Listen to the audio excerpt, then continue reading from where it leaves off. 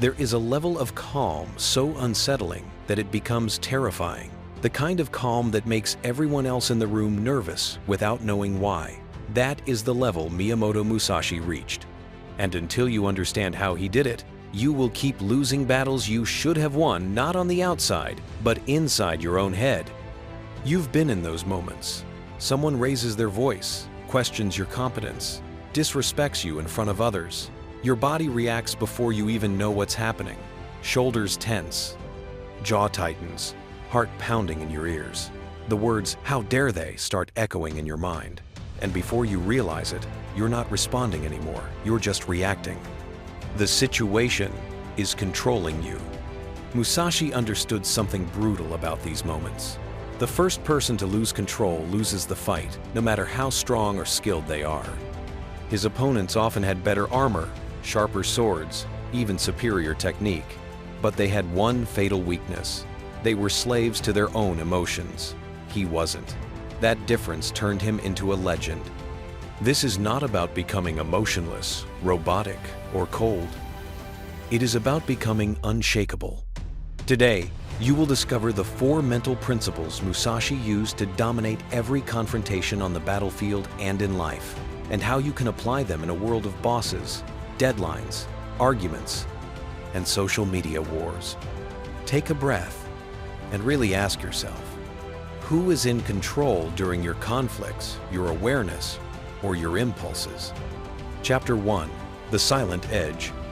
The most feared person in any fight is rarely the one shouting threats or flexing muscles. It is the one who says nothing. The one whose eyes don't flinch, whose breathing doesn't change, whose posture remains relaxed while everyone else is boiling inside. Musashi was that kind of person. Witnesses of his duels describe the same strange scene. His opponents arrived early, pacing, practicing swings, visualizing victory, or terrified of defeat. Some shouted to psych themselves up. Others insulted him, trying to provoke a reaction. Musashi often arrived late, sometimes unarmed at first, calm to the point of disrespect. He appeared indifferent. He was anything but. Inside, he was observing, not just their stance or technique, but their entire nervous system. The tremor in their hands, the tightness in their breath, the anger in their eyes. Every overreaction was information. Every emotional leak was an opening. He knew a simple truth. When your enemy loses control of himself, you don't need to break his body. You just need to let him destroy his own position. And here is where most people live. Like the opposite of Musashi. In traffic, at work, in relationships, they reveal every emotional state instantly. Their face, tone, posture, and words scream exactly what they feel. They may think they're being real, but what they're actually being is predictable. And predictable is easy to manipulate, easy to defeat. The silent edge is not about staying quiet externally. It's about remaining unmoved internally. It is the power that comes when nothing inside you panics, while everything outside you tries to provoke you. Chapter 2. Emotional distance. You are not your storm. Musashi's first principle is emotional distance. Not coldness, not numbness, distance. Most people merge completely with what they feel. They don't say, "I feel angry." They say, "I am angry."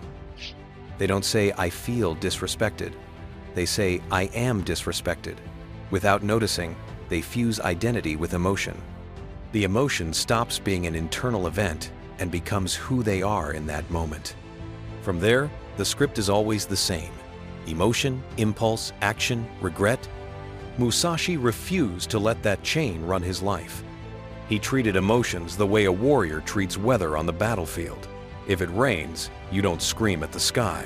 You acknowledge, adapt, and adjust tactics. Anger, not an order, just a signal. Fear, not a command, just information. He saw emotions as waves passing through the mind, not truths about who he was. You can practice this right now. The next time you feel a surge, rage, jealousy, hurt, shame, do not say, "I am angry." Internally say, "I notice that I am feeling anger right now." That tiny shift sounds trivial, but it pulls you one crucial step back from the edge. I notice creates a watcher. The moment you observe the emotion, you are no longer inside it, you are above it. You've created a gap, and in that gap lives your only real freedom. The ability to choose your response instead of being dragged into a reaction. At first, the gap lasts half a second. With repetition, it becomes a full second, then several. Long enough to breathe, long enough to think, long enough to stop saying things you'll regret and start acting in a way your future self will respect. Emotional distance does not kill your emotions. It puts them in their rightful place, powerful inputs, not dictators. Chapter 3. Anticipatory Awareness. Winning before it starts. Most people walk into conflict blind. They don't prepare, they don't reflect, they just see what happens and then call it fate. Musashi called that negligence. He believed that to remain calm in any confrontation, you must know what is likely to happen before it begins, not through magic, but through observation and pattern recognition. Before his duels, he studied opponents' habits, temper, vanity, preferred techniques. In the case of Sasaki Kojiro, he knew three things. Kojiro was proud, impatient, and relied on a very long sword. So Musashi did three deliberate things. He arrived late to inflame Kojiro's impatience. He let rumors spread that he was disrespectful to feed Kojiro's pride. And he carved a wooden sword slightly longer than Kojiro's, turning his rival's greatest advantage into a weakness. By the time they stood facing each other, Kojiro was already defeated. The duel was just the visible confirmation. You can apply the same mental principle without a katana. Before any difficult interaction, a tense meeting, argument with a partner, negotiation with a client, take 30 seconds to ask yourself, what is this person likely feeling right now? What do they really want from this interaction? What are the three most predictable reactions they might have? You are not doing this to manipulate them. You are doing it to avoid being ambushed by their emotions. When your brain has at least a rough map of the possibilities, sudden reactions don't shock you. The attack was expected. The defensiveness was predictable. The tears, the blame, the silence, they were all possible branches you had already seen in your mind. And when you are not shocked, you are not thrown into panic. You stay steady while others spin. That steadiness feels like power because it is. Chapter 4. Strategic Breathing. The Hidden Switch. Watch someone in a heated argument and you will notice something before their voice rises. Their breath breaks. Short, shallow inhales. Fast, irregular exhales. It looks like they're still in control because they're still talking, still arguing. But the nervous system has already hijacked the cockpit. Musashi paid attention to this. He realized that when fear or anger took over his opponents, their breathing changed first. Their bodies rushed into fight or flight. Their minds followed. Strategy vanished. Instinct took the throne. And instinct, while useful for survival, is terrible for precision. So he built his third principle around the one process, linking body and mind: breathing. In his training, he practiced strikes and footwork synchronized with deep, steady breaths.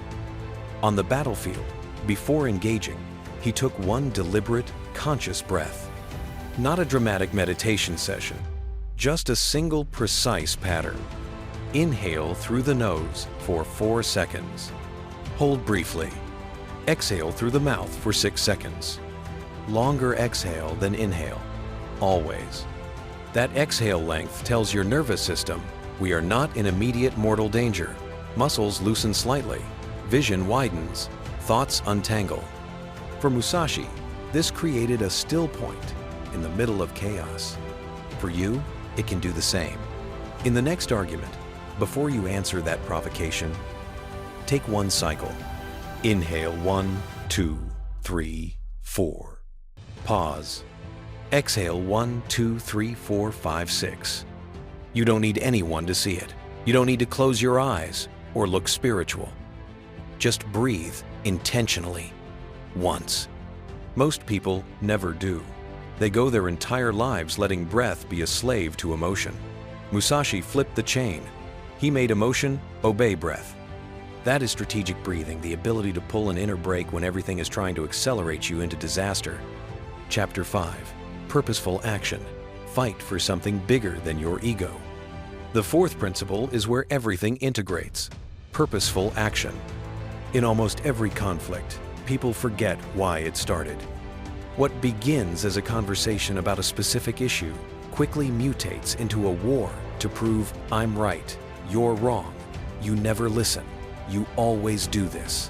The original objective dissolves. What remains is ego trying not to feel small. Musashi had many enemies, many reasons to feel insulted, many provocations he could have responded to emotionally. But he didn't step into duels to prove he was a real man. He stepped into them with a clear objective: survive, learn, refine his art, move closer to mastery. He wrote that a warrior must not intend merely to attack, but to remain focused on a higher objective. The sword was a tool, the ego was a threat, the mission was above both. You need the same clarity in your modern battles. Before you send that message, walk into that room, answer that call, ask yourself one question. What is my real goal here? Not the story your ego tells you, the real one. I want to resolve this without creating more damage. I want to set a boundary without disrespect. I want to protect my peace. I want to understand, not just accuse. Choose one sentence. That is your anchor. During the heat of the moment, when your pulse rises and your mouth wants to say something nuclear, mentally repeat that sentence. Let it decide your next move. When you act from purpose, you stop swinging randomly. Every word either serves the mission or sabotages it. And suddenly, walking away becomes as powerful as speaking up, if walking away serves the goal better. This is what people misunderstand about control. Control is not about always winning arguments. It is about never abandoning your mission to satisfy a temporary urge. Chapter 6. The Modern Battlefield. Today, most people will never face a duel with swords, but they face something more subtle and constant, a world that is always trying to trigger them. Notifications engineered to provoke outrage, comments designed to humiliate, traffic that tests patience, bosses who weaponize authority, family members who know exactly which buttons to push. If you live in this world without Musashi's principles, your nervous system is at the mercy of everything and everyone. You become easy to provoke, easy to disturb, easy to manipulate. But when you internalize these 4 principles, something shifts. Emotional distance. You feel deeply, but you are no longer dragged by every wave. Anticipatory awareness. You walk into situations already knowing the likely storms. Strategic breathing. You flip the internal switch from chaos to clarity at will. Purposeful action. You stop fighting to win and start acting to build. From the outside, people will call you cold. They'll say you don't react normally. They'll accuse you of not caring enough. What they are actually seeing is something they don't have: self-command. You will still feel anger. You will still feel fear, hurt, jealousy, and shame. Musashi felt them all.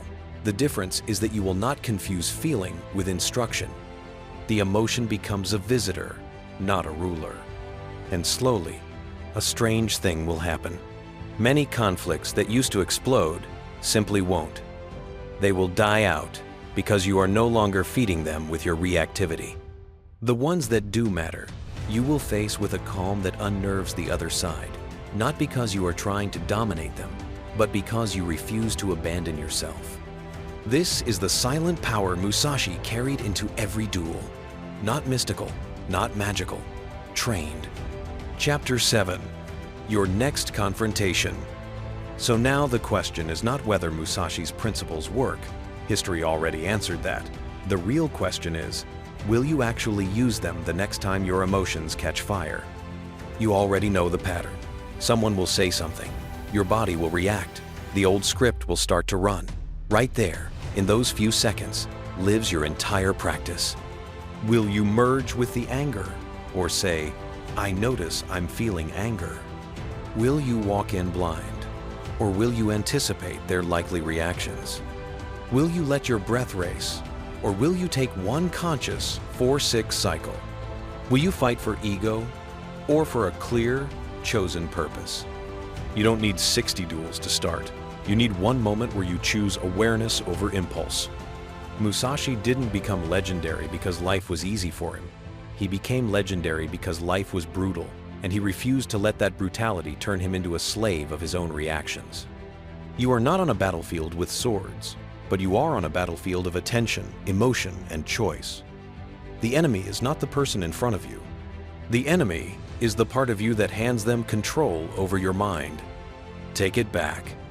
Silence on the outside, clarity on the inside. That is the most frightening thing you can bring into any fight, and the most liberating thing you can bring into your life.